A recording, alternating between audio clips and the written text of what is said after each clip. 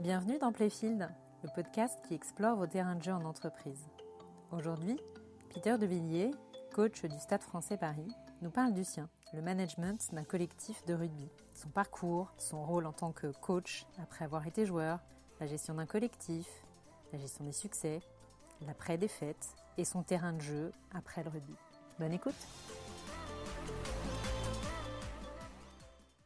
Bonjour Peter. Bonjour Rosalie. Merci d'avoir accepté de répondre à nos questions. C'est avec plaisir. Est-ce que tu peux te présenter ? Je m'appelle Peter Devilliers, je suis franco-sud-africain. J'ai joué au Stade français et en équipe de France entre 1995 et 2008, où j'ai eu l'honneur de représenter la France pendant 70 fois. Après ma carrière de sportif de haut niveau, je suis devenu entraîneur. Et puis j'ai notamment évolué au sein de l'équipe des Springboks pendant plus de 50 matchs avant de revenir en France cette année. En tant qu'entraîneur des avants du Stade français. Donc tu as eu la version joueur pendant plus de 10 ans et puis la version aujourd'hui entraîneur depuis un peu plus d'1 an, c'est ça ? Donc en France depuis 9 mois, mais entraîneur depuis 10 ans. Ouais. Qu'est-ce que ça fait de passer du rôle de joueur au rôle de coach ? Comment est-ce qu'on vit ça sur une même équipe en plus ? Parce que là, c'était joueur du Stade français et maintenant coach du Stade français. Alors, j'ai eu la chance de ne pas devenir coach tout de suite après ma carrière au club.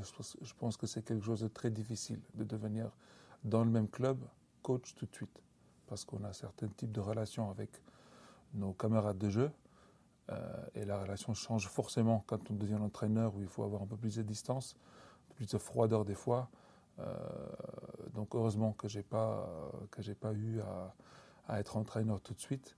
Je suis parti en Afrique du Sud où j'ai fait ma formation pendant 10 ans, surtout avec la fédération sud-africaine. Et puis après, je suis revenu ici et effectivement, je prends beaucoup de plaisir à être au Stade français car c'est quand même là où j'ai passé toute ma carrière professionnelle rugbystique et donc voilà, très content d'être de retour. Qu'est-ce qui fait qu'on est un bon coach ? Je pense qu'il faut l'écoute. Je pense que l'écoute est important. Il faut que le coach décide du projet de jeu, côté terrain, et la culture de l'équipe. C'est-à-dire quelles sont nos valeurs, en quoi on croit. Ça, quelque part, ça se fait avec l'équipe. C'est pour ça qu'on fait souvent un stage de début de saison, où le coach aura peut-être ses idées parce qu'il sait ce qui marche et ce qui ne marche pas, mais c'est quand même le but de faire parler les joueurs et d'essayer d'obtenir les réponses d'eux-mêmes, des fois un peu les guider pour aller sur les choses qu'on sait qui marchent, mais on veut que ça vienne d'eux. Donc déjà, cultiver ou former cette culture. Après, sur le plan du jeu, savoir ce qu'on veut faire déjà. Donc dans un premier temps, il faut que le coach, avec tous ses autres coachs, ses adjoints, se réunissent et décider d'une ligne de conduite pour savoir où est-ce qu'on va, qu'est-ce qu'on fait. Parce que si les coachs ne sont pas d'accord les uns et les autres, c'est sûr qu'il n'y aura jamais des résultats plus tard et les joueurs ne vont pas adhérer au projet. Donc une fois qu'on a ça, je pense que le coach, il est aussi un commercial quelque part qui doit faire adhérer à son concept. Et une fois qu'on a tout ça, là le vrai travail commence. Parce que maintenant on a une philosophie. Mais après, comme le sport de haut niveau, il y a tellement de pression ou la fatigue sur le terrain que les gestes doivent souvent être automatiques ou bien travaillés et bien répétés. Et évidemment, il y a place pour l'invention ou la créativité, mais ça vient presque plus quand on fatigue l'adversaire avec des choses bien précises. Et une fois l'adversaire fatigué, il y a plus d'espace, il y a plus de temps. Et à ce moment-là, des individualités peuvent s'exprimer et on peut avoir un peu de créativité. Mais je pense que le début du travail, c'est souvent des choses bien répétées, où tout le monde est d'accord avec ce qui se passe, et voilà, la machine est enclenchée. Ça ressemble beaucoup dans tout ce que tu dis. Il y a un certain nombre de choses qui, pour moi, évoquent le milieu de l'entreprise et le collectif, et cette notion de on définit une stratégie, on embarque le collectif pour la définir, et puis ensuite on s'entraîne, on répète, et finalement il n'y a pas beaucoup de place pour l'improvisation. Quel lien, toi, tu fais entre la vie de coach sportif ou la vie d'équipe de sportifs de haut niveau et puis la vie en entreprise ? Je pense qu'il y a beaucoup de choses qui sont pareilles. C'est d'ailleurs pour ça que quelque part les joueurs d'équipe arrive à bien s'introduire dans les sociétés où on travaille aussi en équipe. Donc pour moi, il n'y a pas vraiment une grande différence. Et on voit d'ailleurs beaucoup de sociétés qui s'inspirent sur le modèle sport d'équipe, le rugby notamment. Là, il y a peut-être une différence, c'est que dans le sport de haut niveau, tout le monde peut nous voir. En société, le public ne nous voit pas. Donc c'est presque un peu plus facile de se cacher quelque part, si je peux le dire comme ça, parce qu'on ne voit pas tout le temps ce que tu fais. En sport de haut niveau, la télé est là tous les samedis. Le public est dans les gradins tous les samedis et c'est encore plus facile. On est comme dans un aquarium, en fait, où beaucoup de monde regarde ce qui se passe dedans. Et c'est peut-être un petit peu plus exposé par rapport à ça. Mais pour le reste, au niveau des principes de travail, les valeurs, c'est exactement pareil. Est-ce qu'il faut se former tout le temps à de nouvelles choses, un peu comme on a, par exemple, nous, dans notre domaine qui est l'IT? Il faut en permanence apprendre aussi de nouvelles technologies, se remettre en cause, développer de nouveaux savoirs. Est-ce qu'il y a ça aussi dans le sport et dans le rugby? Oui et non. Un système qui marche, des fois, il ne faut pas essayer de changer les choses qui marchent bien. Donc, il y a des vieux principes qui tient toujours comme... Enfin, il y a le modèle de Tuckman, je ne sais pas si vous avez déjà entendu parler. Ça, c'est un modèle du business, en fait. C'est un modèle du monde de l'entreprise. C'est-à-dire que dans un premier temps, on retrouve la forme parce que tout le monde de cette nouvelle équipe est content de se retrouver. Il y a la motivation du nouveau projet et tout le monde marche dedans. Puis il y a Storm ou l'orage où on se rend finalement compte que ma petite place n'est pas celle que j'aurais voulu, ou alors je ne suis pas d'accord avec ce joueur ou cet entraîneur, et puis je vais m'exprimer là-dessus, et donc du coup on a un peu de friction qui se crée, parce que la lune de miel du début est un peu finie, et maintenant on est dans la dure réalité des choses, où il n'y a peut-être pas forcément la performance ou la gagne, donc c'est le côté orage. Puis un bon management va adresser tout ça, va essayer de trouver des solutions, va écouter, va gérer, va être des fois dur et dire, bon voilà, il y a des éléments qui effectivement ne veulent pas ou ne peuvent pas marcher dans le cadre qu'on s'est fixé et peut-être c'est mieux de ne pas travailler avec eux tout simplement, ce qui n'est pas forcément facile mais qui est une réalité. Donc à ce moment-là, si un bon management arrive à gérer ça, on retrouve la norme. Et puis si on persiste dans la norme et que chacun a sa place et chacun accepte sa place et on commence finalement à ne pas penser à soi-même mais au bienfait de la société ou de l'équipe, eh ben on performe. Et là d'un coup, on commence à gagner des matchs et puis après, malheureusement, c'est un cycle. C'est-à-dire qu'à un moment donné, la performance ne peut pas durer éternellement. Il y aura de nouveau des gens qui ne seront pas contents et ce cycle, on doit quelque part être à l'affût de voir des signes précurseurs pour se dire voilà, il y a des petits problèmes qui peuvent arriver parce qu'on s'entraîne moins ou alors ce gars-là n'est pas content, essayer de le voir au plus vite et puis réagir. Où est-ce qu'il en est aujourd'hui, le Stade français, par rapport à ce cycle? on est entre Storm et Norme. Mais comme c'est un club qui est en pleine restructuration, avec 10 ans où il y avait des résultats pas forcément au top, il y a forcément différentes choses ou différents anciens soucis qui vont sortir à un moment donné ou un autre qu'il faudra adresser. Donc on est en pleine phase de reconstruction entre Storm et Norme. Et alors, suite à le match précédent, enfin le dernier match, malheureusement pas gagnant pour le Stade français, comment est-ce qu'on gère en tant que coach les jours qui suivent? Alors quelque chose qui est très important pour nous dans le sport, c'est de pouvoir analyser ou mettre le doigt sur le contexte psychologique chaque semaine ou chaque match. C'est-à-dire que qu'est-ce qu'on a fait contre cette même équipe qu'on va affronter ce week-end, la dernière fois qu'on les a joués. Ça joue un rôle dans la tête. Qu'est-ce qu'on a fait la semaine dernière? Est-ce qu'on a gagné, est-ce qu'on a perdu?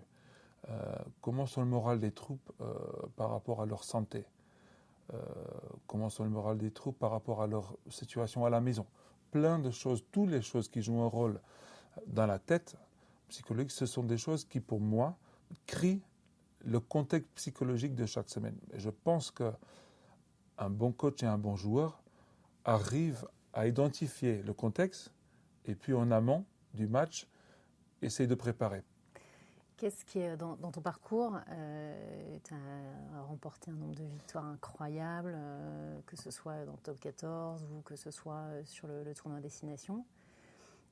Du coup, comment est-ce qu'on gère aussi l'après-succès? Parce que c'est pas forcément toujours évident de rester au top niveau quand on a été vainqueur et d'arriver à maintenir cette motivation, cette envie pour rester au top. C'est la situation le plus difficile. C'est pour un coach, c'est les lumières rouges qui s'allument tout le temps parce qu'on sait que, et encore en France, encore plus. Un latin est différent qu'un anglo-saxon et un latin a des atouts que l'anglo-saxon n'a pas. Le latin aime bien la fierté et le plaisir d'un très très bon match. Ça peut des fois peut-être l'endormir un tout petit peu après. Par contre, dans l'émotion, le latin est très fort pour la performance. C'est-à-dire qu'un événement qui touche l'équipe émotionnellement peut motiver tellement les troupes que même en étant sur papier le moins bon équipe, tu gagnes. Et ça, c'est plus latin qu'anglo-saxon, par exemple. Donc, c'est pour ça que le mélange, en fait, entre anglo-saxon et latin est bien dans une équipe de rugby et j'imagine dans une équipe de travail aussi. Je pense qu'il y en a qui sont plus créatifs et d'autres plus rigoureux. Et alors toi, ta culture, du coup, c'est quoi? C'est latin ou c'est anglo? J'ai un mix. Non, donc j'ai vécu 22 ans en Afrique du Sud et après 14 ans en France et puis je suis revenu en France. Donc je pense que c'est un peu des deux. J'ai un peu des qualités des deux et des défauts des deux peut-être. Quel conseil tu aurais envie de donner aux jeunes qui rejoignent le rugby aujourd'hui? Le travail et le travail. Comme ça, c'est clair. Je pense que le talent battra toujours le travail, mais seulement si le talent travaille. C'est très important. Après, un jeune doit faire des bons choix. Je pense qu'il vaut mieux choisir une grande équipe, quitte à mettre plus de temps à devenir un champion ou joueur dans l'équipe, parce qu'effectivement, une grande équipe a un effectif important avec des très bons joueurs, mais une grande équipe a aussi des bons coachs, normalement, évidemment des grands joueurs, et donc parmi de grands joueurs et de grands entraîneurs, on devient aussi grand joueur et grand entraîneur. Donc des fois, il ne faut pas choisir la facilité de se dire que je vais aller dans une équipe moins bien parce que j'aurai ma place. Mais ce qui va avec ça aussi, c'est la patience, donc du coup. C'est-à-dire que quand j'ai choisi une bonne équipe et que je suis frustré parce que je ne joue pas tout de suite, parce qu'un tel et un tel qui joue en équipe de France ou autre équipe internationale joue à ma place, des fois, il faut continuer à travailler. Les coachs aussi regardent ça. Moi, c'est une des premières choses que je regarde chez un jeune joueur, c'est est-ce que tu es capable de rester patient et travailler pendant qu'il y a d'autres qui seront devant toi. Est-ce que tu peux apprendre des choses d'eux déjà? Est-ce que tu peux les suivre? Est-ce que tu peux, avec un peu de distance, voir ce qui se passe et apprendre de ça? Ou est-ce que tu vas être impatient et vouloir dire non, voilà, je ne suis pas content, j'irai ailleurs, tenter ma chance. Donc, le travail, faire des bons choix et des fois être patient. Ton terrain de jeu aujourd'hui, c'est le rugby? Oui. Demain, ce sera quoi? J'espère que ça va rester le rugby. Je prends en tout cas beaucoup de plaisir à être dans le rugby, alors que je n'ai pas forcément su quand j'étais joueur, j'avais pas envie d'être entraîneur, mais puis, une fois que j'ai goûté à ça, j'ai beaucoup aimé ça. Je pense qu'avec l'âge et la maturité aussi, on se rend compte de certains talents qu'on a ou certaines envies qu'on a. Mais aujourd'hui, je prends beaucoup de plaisir à être dans le rugby et j'ai la chance qu'un coach n'a pas besoin d'avoir 20 ans pour être coach et d'ailleurs, si je veux évoluer vers un coach principal, ou un coach, un head coach, comme on appelle en anglais, quand on voit aujourd'hui les meilleurs head coachs au monde, ce sont tous des gars qui ont un peu de bouteille, donc peut-être qu'il y a un peu d'espoir pour moi. Donc j'aimerais bien rester dans le rugby. Voilà, si ce n'est pas le cas, pourquoi pas mêler alors à ce moment-là rugby et entreprise et faire des séminaires ou alors des journées d'entraînement ludique ou avec des jeux, avec aussi des séminaires, des choses qu'on peut faire de toute façon aussi avec le Stade français et en parallèle. Mais voilà, aujourd'hui, le rugby est une activité qui me plaît beaucoup. Une envie de 15 de France ou de coaching du 15 de France? Je sais pas. De toute façon, je suis en formation. Là, j'ai la chance d'évoluer à côté d'un grand coach, Heineke Meyer, qui lui a déjà fait beaucoup de choses dans sa carrière. Et comme je suis un peu le traducteur et l'homme qui connaît le club, je vis de jour en jour exactement ce qu'il fait. Et donc du coup, c'est une école formidable pour moi. Donc pour l'instant, je ne regarde pas plus loin que ça. parce que l'or est déjà là. Enfin, le fait d'apprendre et de travailler avec des bons joueurs, je pense qu'il ne faut pas aller chercher trop loin non plus. Je ne pense pas forcément être prêt non plus pour le poste d'une équipe nationale en tant qu'head coach. Donc voilà, je suis bien à ma place là où je suis et puis le futur amènera certainement des options, enfin je l'espère. Super. Merci Peter. Avec plaisir.